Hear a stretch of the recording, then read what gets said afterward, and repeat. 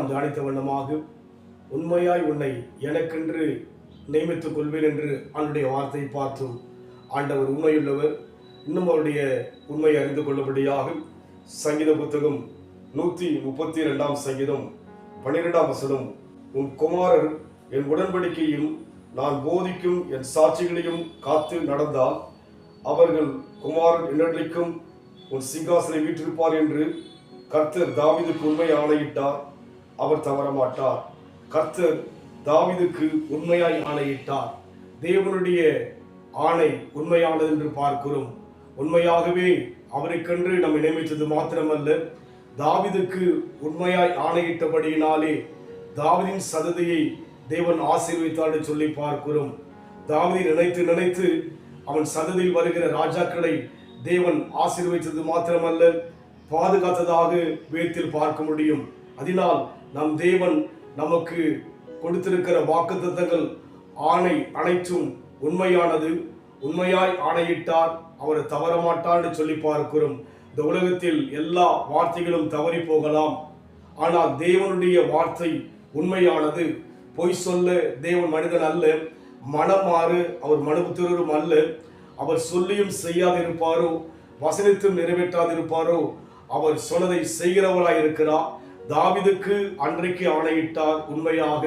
அதுபோல் இன்றைக்கும் கூட நமக்கு உண்மையாக தேவன் ஆணையிட்டு கொடுத்திருக்கிற வாக்குத்தத்தத்தை நிறைவேற்ற வல்லவராய் இருக்கிறார். தாமதமாகலாம், தடை வரும்போது சோதனை வரலாம், குழப்பங்கள் வரலாம், ஆனால் தேவன் உண்மையுள்ளவராய் இருக்கிறபடியினாலே உண்மையாய் ஆணையிட்டு அத்தனையும் நிறைவேற்றுவார்.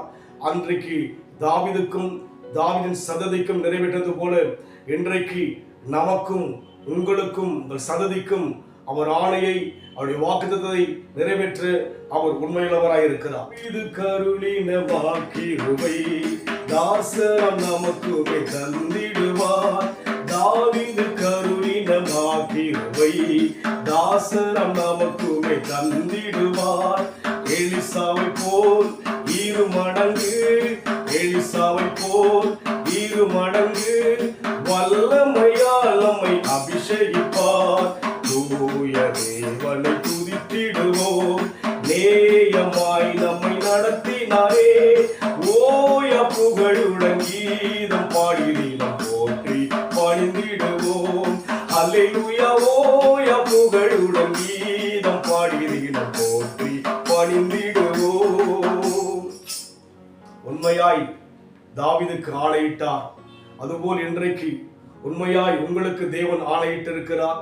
உண்மையாய் தேவன் நமக்கு ஆணையிட்டிருக்கிறார். அதை தவற மாட்டார். அன்பின் ஆண்டவரே, நீ ஆணையிட்டு அத்தனை வார்த்தைகளும் ஆம் என்றும் ஆமேன் என்றும் உள்ளதால் நாங்கள் நன்றியோடு ஸ்தோத்திரிப்பது மாத்திரமல்ல, உம்முடைய வார்த்தைக்காக, வாக்குத்தத்தங்களுக்காக நாங்கள் பொறுமையோடு காத்திருக்கின்ற அந்த கிருபைகளுக்கு தருவீராக பொறுப்படுத்திக் கொள்ளுங்க. இயேசுவின் நாமத்தில் பிதாவே, ஆமென். கர்த்தர் ஆசீர்வதிப்பாராக.